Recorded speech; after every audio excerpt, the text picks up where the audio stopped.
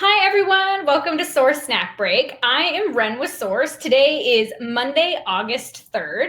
Before we get started, I'll explain a couple things about the webinar tool. You're all muted automatically, but you do have access to that live chat there on the right, so you can pop in your favorite emoji to try it out. You can also use the live chat to ask questions or comment, and we'll make sure we answer any questions you have, so bring it on. We're also going to send you a recording of the webinar after the presentation, so you can head to the events page, or you can share it with a friend, whichever you feel. And today's guest is a super special one. We're going to talk Source with Nicole, my boss, the founder and CEO of Source. Hey, Nicole. Hi. Hello. Hi. So let's get into it. Can you tell us a little bit about your background before you started Source? Yeah, absolutely. So I've been in this industry a long time. I started out as an interior designer at Anchor Moisten Architects here in Portland, and I did hospitality design. Got to work on some really fun projects, and then had my own small design firm for a few years after that. And then I switched over to the other side of the industry and was a manufacturer's rep and worked as a distributor. Another manufacturer's rep. I can't get out. I love this industry. I love it. Yeah, you were my rep for a little while when I was a designer. Yep. Yeah. So what made you jump ship? What was it that was like what was the origin story of Source? What was that moment where you were like, you know what? Well, so the actual moment was I was a stone rep, and I dropped a box of rocks on my head. So I my own stone on my head, just clamoring through a library trying to like get updates taken care of. But it was sort of an idea that had started percolating once I became a manufacturer's rep, because it really opened my eyes to like sort of that full cycle process in the design industry, that it's like, what happens to your drawings once they leave your desk, right? As a designer, it was like, you work so hard, you hit your deadline, then like you send the drawings out the door, they get priced, comes back, BE, do it again, all the things. And so it really was like that black box of what happens on the other side was opened up to me when I became a rep. And, I just really saw like that there was these multiple pain points that everybody was kind of struggling with. And so, one of them was the physical libraries. Another one was like rep databases, product centralization. But yeah, the one that was really like, okay, this is insane, was I was in a design library and updating my box of stone, and it was like the old box that I was replacing was like precariously on like a higher shelf. And, I'm stepping over piles of resilient flooring that are very slippery when you stand on them, I learned. And so, I'm getting it out and I trip and fall. And it just like occurred to me that it was kind of insane that like an industry that affects so many people on this earth, and that affects so many like raw materials decisions, that affects so much carbon emissions, that there's just no sort of like centralized and transparent space for all this information to live. That, we individually have all of this great information, but not necessarily like as a collective. So the idea was to really bring together designers and manufacturers and contractors into the conversation together. So yeah, it's kind of like when you were talking about the drawings leaving your desk. It's like they go to the ether. Yeah. I don't know, and it's sort of like the information is just like in the ether, and like some people have it and some people don't. So yeah. It's kind of crazy because, we all want this process to be as smooth and seamless as possible, so we don't have to redo our work. But, the system sometimes just isn't set up for that. Yeah. So what are some of the pain points you experienced in terms of information or understanding products when you were a designer that you sort of learned the back end of when you became a rep, where you're like, oh, that's why this is like this? Yeah. I think the biggest one is pricing. Like pricing seems like this crazy black box. And, as a designer, you're just like, I just want to know, like, is this anywhere close to my budget, or like not at all? And as a rep, you sort of realize and start understanding that there are so many factors that go into pricing. It's like, is it freight? Are we, including this? And you want to make sure you're comparing apples to apples so that you're not getting like outbid by a competitor just because they didn't include freight and you included freight. So you want to get like as close as possible, but it's really tough. And so it puts the reps in a hard position of needing to ask like a ton of information to get a really simple answer.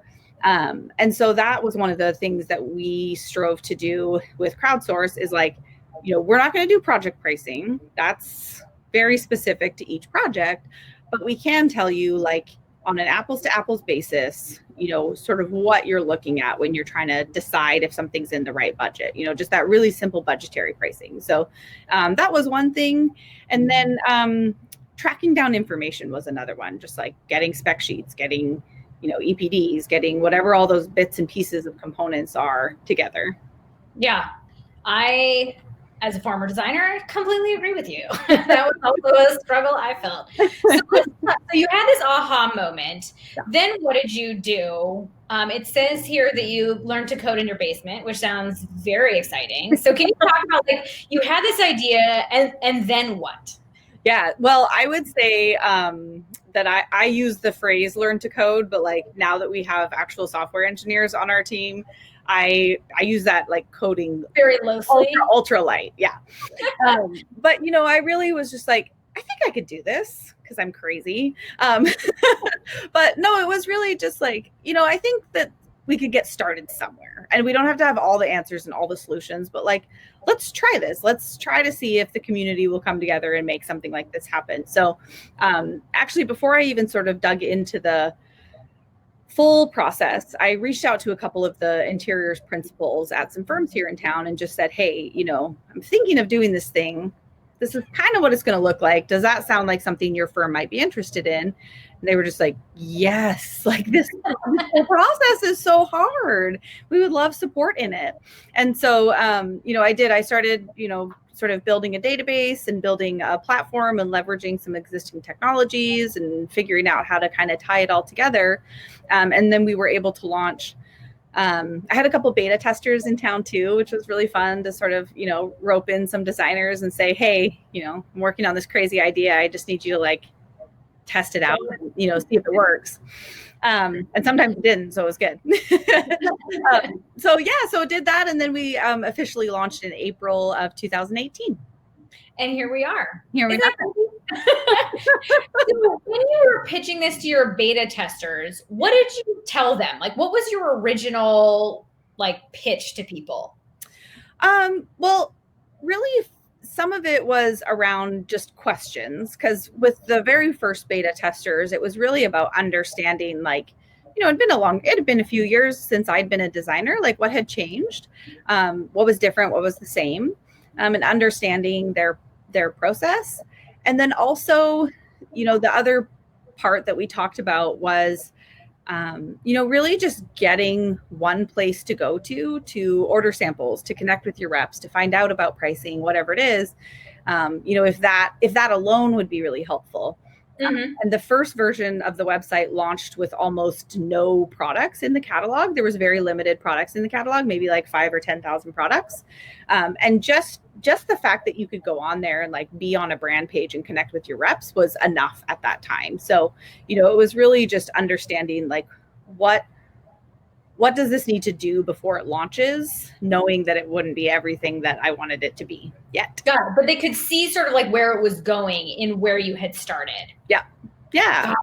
Yeah. I love that. And what I love about Source, formerly Crowdsourced, is that connecting of the people to the people. And that was sort of the genesis of Crowdsource, right? Was to connect people to people, not just information, but to your local experts. Yeah.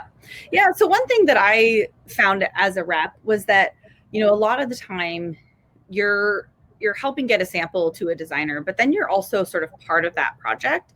I remember working on this project where we were, looking at using a product that I repped at the time on the exterior of a building. And so it was like, okay, great. We like the color. We like this, but like, let's talk about freeze thaw. Let's talk about expansion joints. Let's talk about, can we use exposed fasteners? Can we use concealed fasteners? Like, are you doing a rain screen? Are you not doing a rain screen? And so it was really about like finding out what all the different pieces of the project were and making sure that your product was going to meet the needs of that project. And so that's really, it's a really like labor intensive and like cumbersome process when you don't have a platform that connects you to those people. Because like, you have to find those people. Yep. Then after you find them, there's all these different pieces of information that you're tracking down. It's an email, it's here, it's there. And so that was really the first piece, was like trying to get the people connected to solve those problems. Right. Because as a designer, you really do want to work with a rep. It starts with like that presentation of like, here's a cool new thing. Yeah. And then like you have a project and you're like, oh, that cool new thing would be great. Yeah. But then you pitch it to your client and they're like, I love that cool new thing. And then you're like, oh, now I got to figure out how to work with it because it's a cool new thing. And that's where the rep comes in. And you want a rep who knows your particular area. Like I used to be a designer in Alaska. You have to know what the word permafrost means. Like you want to talk to a human in your area because every area is different. And so that's where those local reps really become crucial. Yeah. Yeah, absolutely. And one of the things that I love too is that like the flexibility of our platform like allows you to connect with those local reps. And then oftentimes like those reps will have people behind the scenes that help them do their job, and just brings that transparency into that process even one layer deeper, whether it's the technical expert that you need to chat with, or, the samples being shipped out by a fulfillment desk, that it's really connecting you with the brand and that like brand experience, and really understanding the product and being able to easily connect with whoever you need to at that brand or manufacturer to get your project done. It's like they become part of your team. Their team becomes part of your team to make it. And like when you want and need them, right? So it's like, it's that perfect, like, we're not wasting anybody's time. Like I love this new product and I'll dig in with it on, dig in on it with you when I'm ready to spec it. And now I'm ready to spec it. Like, let's chat. Let's learn everything I can about this. So yeah. I love that. And it looks like we did a lot of spreadsheeting. That was part of our process, right? There's a lot of spreadsheeting. Like, who knew that we went to design school to come out and do spreadsheeting? Oh my gosh. I think I saw Allie was on this call. Is that right? And I mean, so Allie was the first employee and you were brought on second. And I mean, the ways that we finagled Google Sheets to do things Google Sheets should not be doing, like, I'm really impressed by that. Yeah, I will say that the image designers and friends up on the upper left, the title of the image was like spreadsheet for posterity, oh my God, or something. And I was like, well, that's going in, because it really did show that like because I think that gray part is a formula, right? Like that looks like it's a bunch of different rows of data, but it's actually a formula. Right. Yeah. And that sort of really gets it. Like the fact that this is needed in this industry is the fact that it was sort of so hard to put together. Yeah. And there were no systems. You had to sort of hack different systems that were existing to make this, because this has never been done before. Which is why, we need it. Right. So let's chat a little bit about like Crowdsource launched. That picture of Allie. Yes, designers, as you can see, you're all probably familiar with our little red wagons that we roll around and pick up samples with. There were some epic days of sample returns. I think we have a stat of how many samples we pick up every week. Is it some amount of tons? Yeah, so we reclaim 2 tons of material samples every week. So that was my gold van from back in the day. We really miss that van. Connor misses that van. My son misses that van. He still asks about it. We won't talk about what happened to that van. We'll do that another day. Yeah. But we pick up an incredible amount of samples every day or every week. And it's really great to be able to get these back to the reps, to, donate them to arts and crafts stores here in town, to get them into schools, and really give these materials a second life. And I can see all the reps on here. Agreed. Yeah. I just combined all the things from being a rep to being a designer. Exactly. And from the designer's perspective, usually these just languish under your desk. Yeah. And you wish you had some way to deal with it, but you have no time. And so by being able to give it back to someone to source, to then return it to the correct people, I think it's really powerful because, again, we did a lot of just hoarding at our desks. So if we can mitigate that, it'd be great. Yeah, exactly. Yeah. So can you talk about so it started with the rep finder and connecting with for samples. Can you talk about all the other cool stuff that we sort of launched as we went? Yeah. So I was thinking about that as I was preparing for this, and it's been really amazing to see the different, pieces of the platform grow. So the next thing really was the product catalog itself, and Allie, who is crying over the tile in the corner of this picture, it really heads up that effort and does a phenomenal job of like getting products on the platform and getting all the data and everything you need in one place. So that was one piece. One of the other things that we have launched, well, obviously sample ordering. We also have our physical materials library that is shared between a lot of different firms in the area. We also have like our visual mockups tools. So that's been a newer one that we've released that you can use, our platform to request, like, I want to see this chair with this fabric on it. And you can do some of those things through the platform now, which is really fun. We got research requests. Yes, that's a very popular feature. Thank you, Andrew. We just, really help connect designers to what they're looking for. So if it's something really specific or broad, whatever it is, just like we're the librarian that you can reach out to and ask.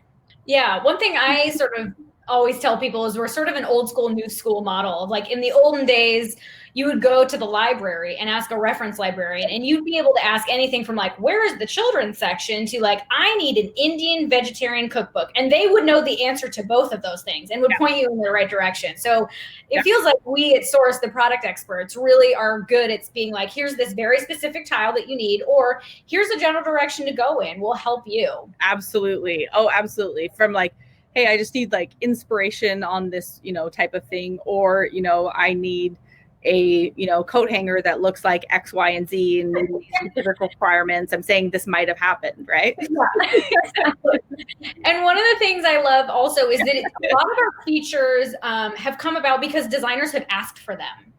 And so we really tried to listen to our designers, our clients, and respond to what they would find the most practical or the most useful or the most helpful in their process. So designers, if you have something that you want us to do, let us know and we'll take it under consideration. So actually the snack breaks that you host, Ren, are a really good example of that. So, as we all went into this crazy coronavirus, COVID-19 time, we're like, gosh, how are people going to find out about new products, and how are they going to get that, sort of lunch and learn experience and those just like information moments and so anyways, you have done a really great job of hosting these, and then recently sent out a survey, and we're like, what else do you want to see? How can we make these better? And so I think that's very much our ethos as a company, is like, let's try something.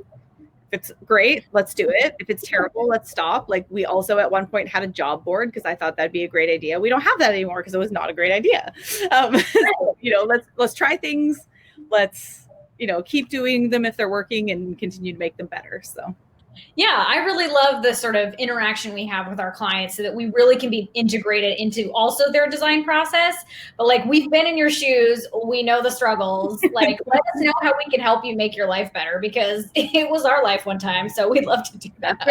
That's right. One thing I want to end on is this all about the people thing. One of my favorite parts about Source is that it really is about the people. It's about the community. It's about coming together. It's about building better, because when you're with other people, with other experts, you make better design. You just do. Can you talk a little bit about why you wanted to make sure the people were at the center of this? Yeah. We, as part of our rebranding process, Shayna, who helped really like spearhead that, came up with this really great line in our manifesto that says, it's important to remember that buildings are not inanimate. They're built by people for people, and the built environment is static, but what happens in it is people, right? We live our lives, we go to work, we are quarantined, we go to the hospital, we eventually travel again, and the experiences of those people are really important, and building those experiences, building that built environment can be stressful, and so we just really want to support the industry and help take some of the stress out and really get back to the fun and the purpose of it. That's great. I also want to give a little shout out to your cute children. Connor here on the bottom left, and Maddie looking like a little boss in the center up here. It's been lovely to work for a company that puts people at its center, both in its clients, but also its employees. And so I think it's been really lovely to sort of see how we can create a community amongst ourselves and with our design community. So that has been really lovely. Designers, if you have any questions for Nicole, quiz her now. In the meantime, you can always sign up to be a member. And I will say that this entire month of August, we are dedicating to all the great manufacturers that donated to our new flagship library that is kind of open. And so where Nicole is sitting right now. So if you'd like to sign up for more snack breaks, I will say tomorrow we are super pumped to have the designers of that space who are going to talk about how they approach designing for designers, a very difficult task, but also how they approach the typology of a new type of library. So definitely check that out. In the meantime, it doesn't look like we have any more questions. Nicole, it was great chatting about Source. This felt like so much. Source. I love it. Thanks so much. Yeah, we will talk to you all later. Thanks so much. All right. Bye.